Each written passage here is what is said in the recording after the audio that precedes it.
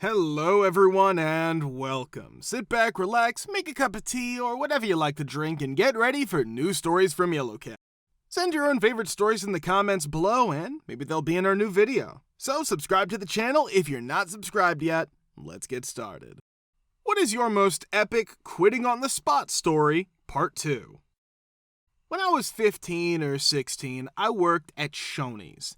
I was a skinny, shy, and awkward kid who lived at home. I had been teased my whole life because I stuttered, and I knew early on that people would treat me differently than normal people. My manager was about 24 years old and had that smarmy rich kid attitude from the 1980s. He was too cool for school. He loved making fun of the fact that I stuttered in front of the cutest waitresses. Long story short, one day he pushed it too far. I quit on the spot and kicked the glass out of the entrance door on my way out. For teens, it's the best feeling in the world. After many years, I ran into him at a party. He didn't remember me, and he was still a smug, rat-faced jerk. I was now selling cars for a living. I was doing pretty well. In my third month on the floor, I won Salesman of the Month, which put me at the top of the board. When we get a new manager, he doesn't like me right away. This is partly because I was being cocky at the time and partly because he's idiotic. A man his own age who used to sell jewelry but is now mostly retired and doesn't have much talent or drive spends a lot of time trying to help him. The guy was nice, but the job was just something to do for him. He wasn't hungry or mean at all. The new manager spent some time riding me and a couple of the younger, but very productive salespeople, and then he worked on this guy who didn't even care about the job on his own. After that, we have a meeting where the pay plan is changed. They switch from a flat plan to a tiered plan based on how much you've sold over the last 90 days. Because it was the slowest time of the year and our new sales manager didn't have many good employees, almost everyone was at the bottom on the first day. It was a pay cut of about 20%. They also took away all of our cars and put us at the bottom of the base. They told us that we would have to move up the tiers to get our nicer cars back. They came by to give me the keys to my base Neon, but I told them to keep it. I went downstairs, got an empty box from parts, and then went straight to my office to start packing. When my office partner asked what I was doing, I told him I was leaving and asked him what he was doing. He worked for the opposite shift and wasn't coming in until the afternoon. I asked him to take me home since he didn't say anything. People were walking by and watching me pack up and leave. It was quite a show. After the general sales manager told me how much they wanted to keep me, I told him I wasn't going to drive home in a Neon ever again. Keep it for the next guy who has the guts to walk. There'll be a lot. Yes, there were. A third of the sales team left. It seems like they wanted to leave some really good guys. I'm sure they thought what they did was right because they got rid of those useless employees, but losing talented people is a big deal in that industry because they are hard to find and keep. The new sales manager was only in charge for about 6 months before he lost his temper with a young woman in her mid-20s who was interviewing for a sales job. He said she should probably look into other jobs because she would probably get pregnant and not want to do the job, then want time off for her baby. She immediately sued the dealership and they quickly agreed to her terms and fired that jerk. I took a month off and got a job at another dealership. I did well enough there that a year later I was offered management at another store. The person who hired me had been my boss at the first dealership before things went bad. Worked out well for everyone. I worked as a junior system administrator at a small tech company for about 2 to 3 months before quitting. I learned how bad the place was over the course of a month, then spent 2 weeks applying for jobs and then 2 weeks interviewing. I finally got a better paying job that was great. In any case, 3 people worked there. The owner, his best friend as manager, and his wife as part-time HR/finance.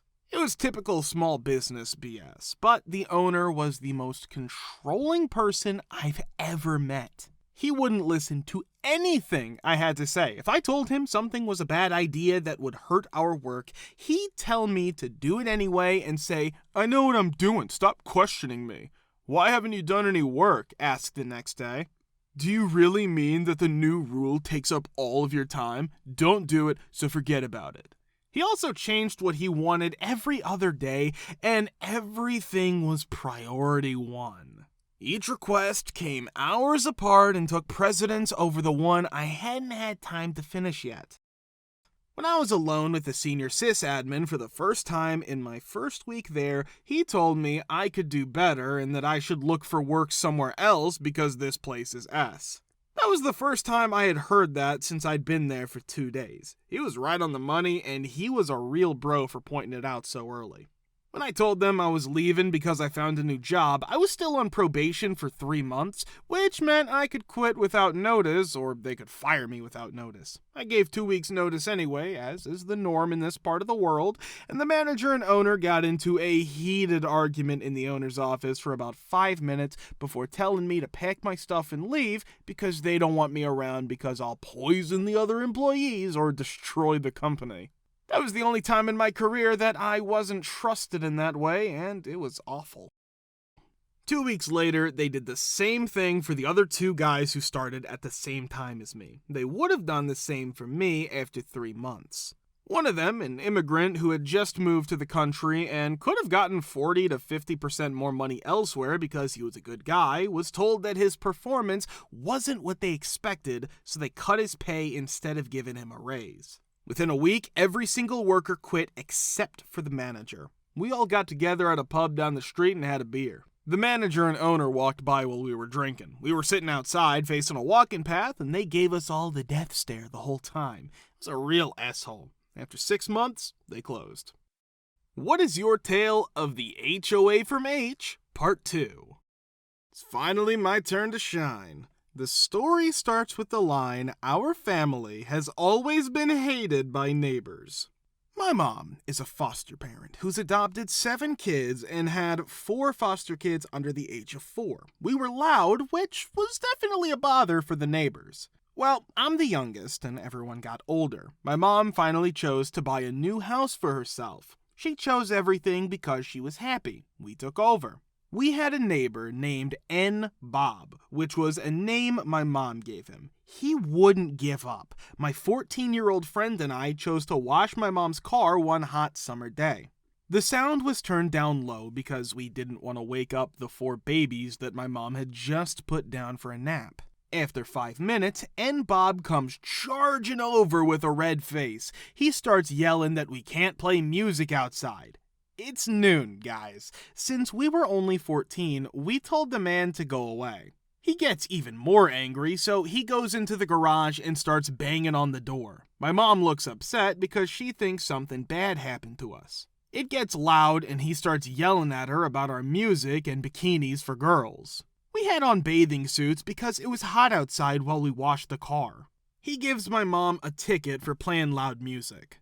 This was only the start. He tried to fine my mom because our backyard shared a wall with the neighbor's courtyard-style yards. He also said we needed to put up blackout curtains in my room so he couldn't see me getting out of the shower from his office on the 2nd floor. The police officer who moved in across the street heard my mom's story one day. He had been getting fines from N. Bob, which shocked her. One was for leaving his police car in the driveway for work. Oh, I could tell you so many stories about N. Bob. The good news is that my mom moved out of that house and into a new one without an HOA. She painted her house purple immediately. I'm fairly young and bought a condo some years ago. Beware, this place is strict. To enter as a non-resident, the gate guards will write down your license plate, name, and ID. I hate dealing with the HOA for who knows what, or the gate guard if I forgot my gate clicker because they say they need owner approval. I say I'm the owner, but they say you're the resident, we need to talk to the property owner and renter.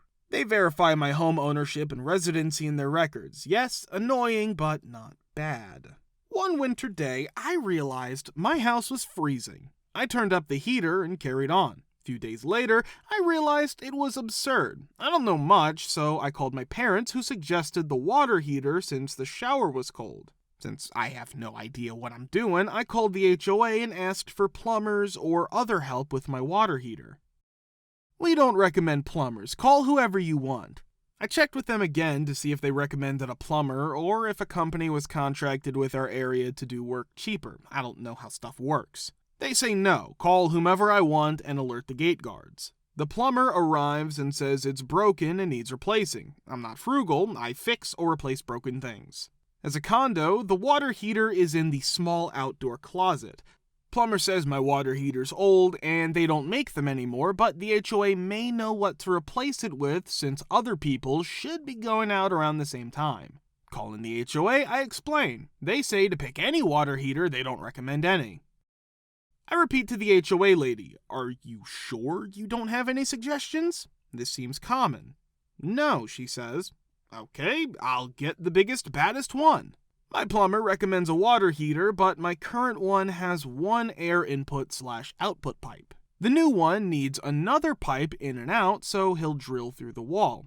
I don't remember other requirements, but the pipes had to be at least 1 foot apart or the intake pipe would draw an exhaust from the other pipe, you want fresh air going in, not exhaust, and they had to stick out at least 6 inches. I don't remember the details.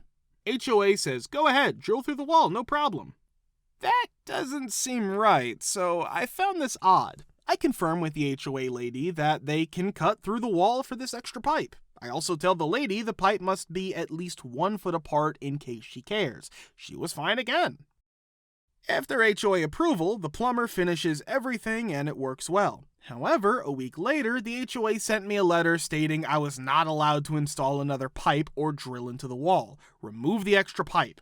The pipe must be flush against the exterior wall. My plumber remembers me, I tell him what the HOA said, and I ask him if he can do what the HOA requested without messing up my water heater and safety. No, he told me everything ahead of time, 2 pipes, pipe length, distance, etc. I call the HOA, tell them I got the letter, that I spoke to the plumbing company, and they say I can't do what you guys, HOA, want, which is why I called to make sure everything is okay. They tell me that's not how it happened, and that I must fix the pipes or be fined. No, the pipes are staying unless you want to pay for everything, which is fine. They say they're not responsible, which is true, and ask why I didn't call ABC Plumbing Co. She said they always recommend ABC Plumbing when I asked. When I asked what plumbing company they recommend, you said it didn't matter and I could choose my own. She says, no one else has this problem, so you should have gotten the Water Heater 2300, which they always recommend because it's compatible. I asked what water heater they recommend, and she said I could choose any. I tell her, F off, sue me. I hired a cheap lawyer and wrote them a letter. The HOA called, said no, respond in writing, bye. After arguing for a while, they gave up and told me to just paint the pipes.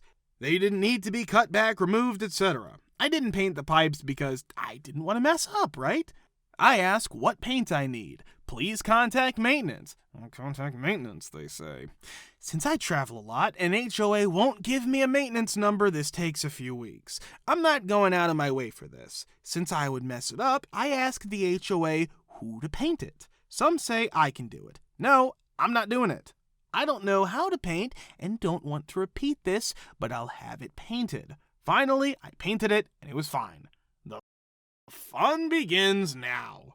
Several months later, the HOA sends me a letter with a photo of my condo's exterior wall with a big splatter mark. They say I can't throw stuff off my balcony and must clean it. I tell them I don't know what that is, I didn't do it, and I rarely go outside my balcony. They say I must clean it or be fined. Okay, whatever.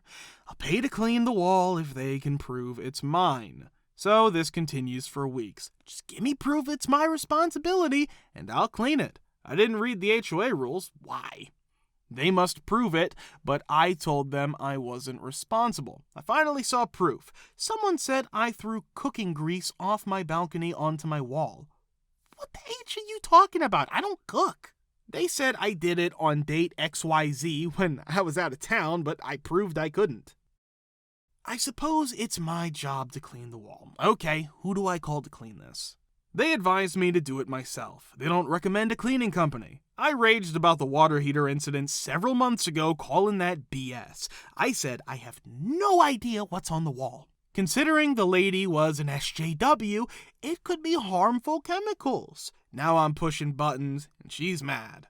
I tell her, all you have to do is let me know what the cost is, hire someone to clean it, or have maintenance cleaned. I don't care, but I'll pay you to have it cleaned. Just let me know the cost ahead of time. I'm not going to pay $5,000 to clean it because that's what they quote, or something stupid like that. I won't clean it myself or hire someone else. Simply put, I'll pay for their hire. They never responded, but it got cleaned and I never received a bill. If you want to watch the part 1, click the link here. Thank you for subscribing, the likes and comments. We're very happy to see you all in the comments too. Thanks for your support.